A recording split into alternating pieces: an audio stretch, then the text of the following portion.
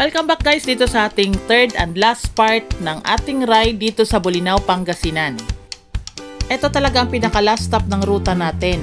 Ang mag-stop dito sa Patar White Beach, Bolinao, Pangasinan.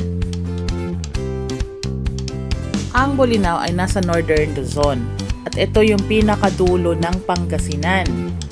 Marami rin itong mga tourist spots, hindi lang magagandang beach ang nasa paligid niya, kundi iba't ibang tourist spots kagaya ng Enchanted Cave at iba't ibang mga falls. Ito talaga ang pinakaruta namin guys, mula Cavite hanggang dito sa Bolinao, Pangasinan. Gusto namin ma-experience dito ang Boracay na sand at saka kung paano ba mag-bikepacking dito sa napakagandang lugar ng Patar White Beach. Ito ang itsura ng Patar White Beach guys. Ayan, napakaganda ng tubig, napakalinaw, napakalinis, kulay blue. Hindi at saka yung buhangin niya, pinong-pino rin siya, pero hindi siya ganun kaputi. Pero kung titignan mo siya sa malayuan, puti siya, para siyang white sand. Kaya ganyan lang yung kulay niya ngayon kasi katatapos lang ng high tide at medyo basa-basa pa yung buhangin. At dahil dulo na nga to guys, makikita rin natin dito ang napakaganda na sunset. Yan ang itsura ng sunset dito paghapon. Di ba napakaganda, parang nasa Boracay ka lang. Talaga maganda itong dagat. So ayan guys, nagkatuwaan kami. Ilulubog namin yung mga katawan namin dito sa buhangin. Kasi maraming benefits, health benefits ang paglubog ng katawan sa buhangin.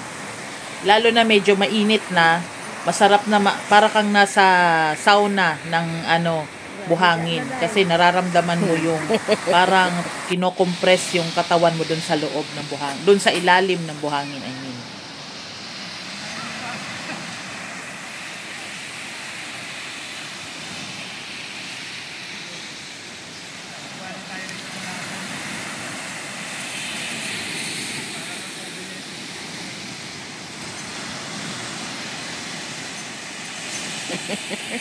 Para mga bata.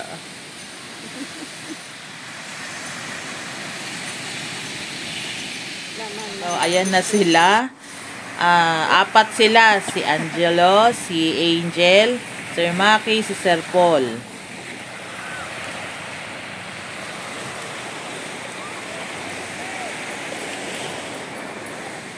Pampalakas sa ahon. Pampalakas sa ahon.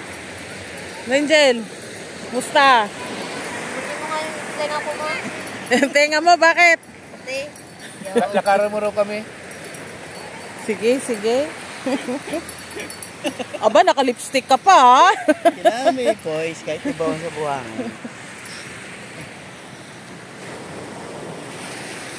Grabe, pumipintig pati yung mga daliri ko. Nagimok-gimok. Oo. No, Angel? Samantala hindi mo ito maramdam mo pag pag pumapad ka na. Nagpalibing eh. So ayan, lagyan natin ng parang design para medyo may naman, cute naman sila tignan pagka may design sila sa buhangin. So ayan, parang meron sila mga bra at saka mga panty dyan.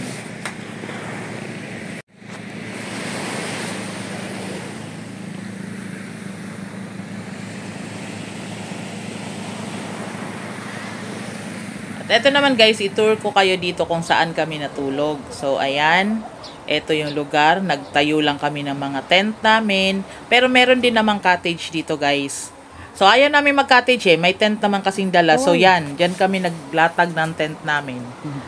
Walang tao dito kaya inoccupy namin lahat ang buong resort na to. Maliit lang naman siya na resort pero marami sila magkatabi, magkahilera. So ayan, safe na safe kami guys kasi meron namang nagbabantay din dito sa amin. Kaya kahit nasa tent lang kami, goods na goods kami dyan. Nga pala dito sa Patar White Beach, hindi ka pwedeng mag night swimming. At wala rin ditong, bawal din dito yung nag-iinom ng alak na malapit sa dagat. Ang swimming nila dito is hanggang alas 6 lang ng hapon. Pagkatapos ng alas 6, pinapaalis na ng mga Coast Guard lahat ng nasa dagat. Kasi ayaw din nila na may mangyaring masama pag nandiyan ka sa dagat ng gabi na or madilim na. So, ang purpose lang talaga namin dito guys, kung bakit kami dito nag-bike packing, kasi gusto lang talaga namin ma-relax. So, walang bisyo, walang alak, walang maingay. Basta relax lang lahat pagdating namin dito.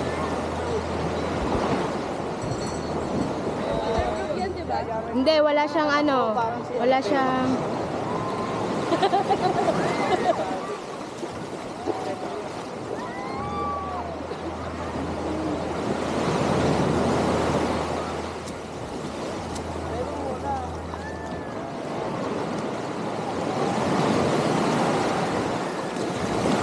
Sir!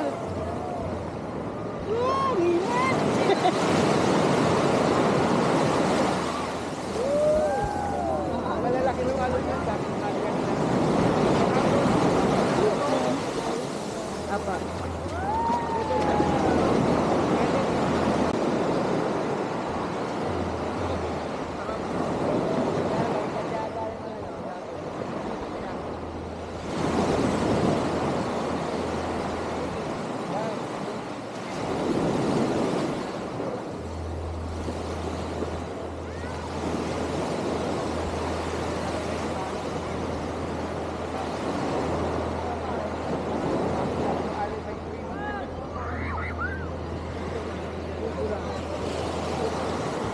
Kinabukasan na medyo dumami na ang mga tao kasi meron ding mga bisita dun sa kabilang resort na syempre dumadaan din dito sa kung saan kami nagstay.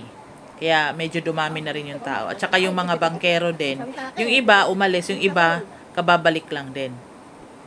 So kung gusto mo ng stress reliever guys, pwede mong padyakin papunta rito kung manggagaling ka ng Maynila or kung saan man. At saka dito ka sa White Beach, mag-overnight. Magdala ka lang ng tent. So, ayan. Ganyan, tahimik siya. Parang ikaw lang talaga ang tao dyan. Tapos, safe naman siya. Hindi naman siya delikado kasi may mga nagbabantay din naman dyan sa paligid.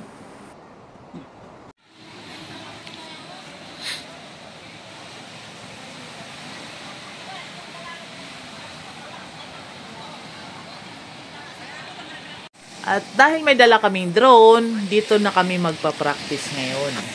Gagamayin lang muna namin guys itong drone ni Sir Paul. Tapos mamaya ipapakita ko sa inyo yung result.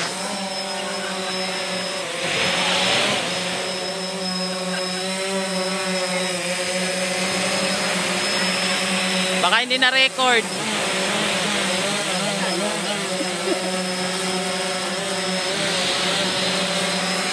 Dapat kasali tayo.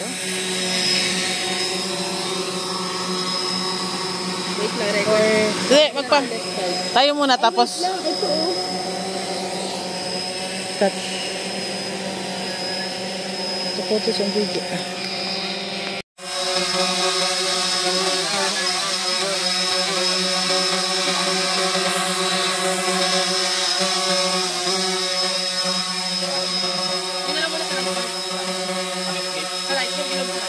At eto na yung result niya guys. Sometimes I lie down the moon, I thank God I'm breathing, and I pray don't take me soon, cause I am here for a reason. Sometimes in my tears I drown, but I never let it get me down.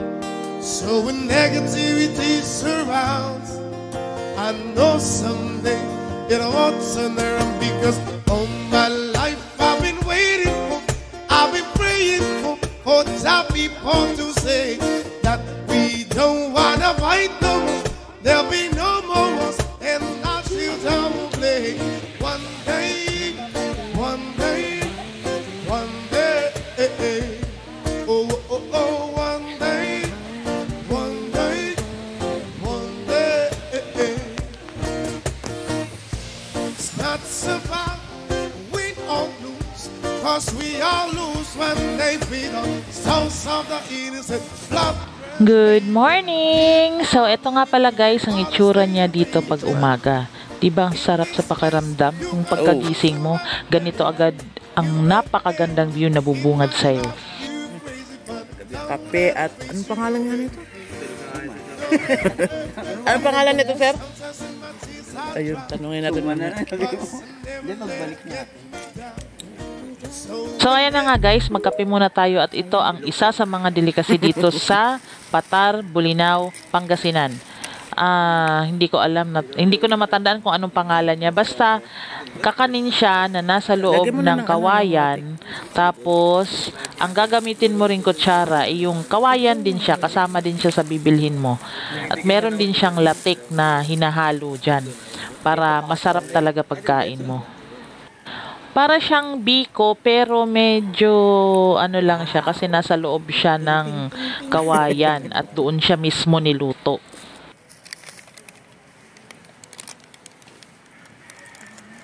Yung nagsyargaw naman ako, istro na kawayan. So ito nga pala guys ang ating part 1 at part 2 ng ating ride mula Cavite hanggang dito sa Bolinao, Pangasinan. So sana guys ma-watch nyo rin to para magkaroon kayo ng idea kung paano papunta rito at kung saan yung mga magagandang pasyalan dito sa Bolinao, Pangasinan. Ganito pala itsura dito ng dagat. Napakakalmado, lalo na ngayong umaga. Ang sarap maligo dito. Tingnan nyo, oh. Yeah. Promise guys, nakakatanggal talaga siya ng stress. At nakakatanggal na rin ng pagod sa maghapon ba namang pagpadyak, puyat, tapos, ayan, initan pa. Siyempre, deserve namin dito mag-relax. Has come and the light is dark and the moon is the only light you see. No, I won't be afraid. No, I won't be afraid. Just as long as you stay. At eto na nga guys ang pinakahihintay nating lunch time. Grabe, ang sasarap ng mga seafoods. Ang fresh. Ayan o, sarap. Salamat po sa mga sponsors. Lalong-lalo na sa family ni Sir Choi at ni Ma'am Yoli. Salamat po. Ito, special daw dito sa kanila. Ano yan, sir? Ginataan. Ano to, Ate Yoli? Papakol. Ginataang kapakol. Papakol. Kapakol tawag. Ayan yung kaba. Ito daw si Papakol. Yan. Nalagan sa aquarium yun. Parang ano siya. Parang horn. Okay. Parang tilapia na malaki. Salok mong ano, da? Kilaw?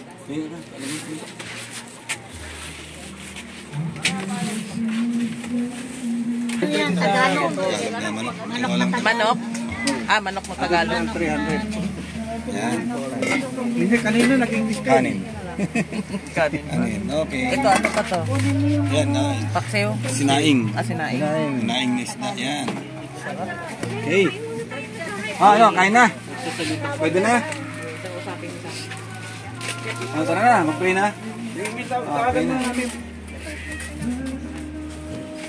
Okay. Akala ko hindi pa luto. Let us put ourselves in the mighty presence of our Lord. In the name of the Father, and of the Son, and of the Holy Spirit. Amen. Oh God, thank you so much sa pagkain na nasa aming harapan ngayon. Maraming salamat po sa mga pamilyang Valdivia na siya nagkasikaso mo dito, Panginoon. And Lord God, muli Panginoon, tinataas namin ang kanilang pamumuhay, Panginoon. Sana bigyan sila ng sweet lead at tumakaw na blessing, Panginoon. And Lord God, as we all pray, bless us, O Lord, and this thy gift, which we are about to receive from thy bounty through Christ our Lord. Amen. In the Father, Son, and Holy Spirit.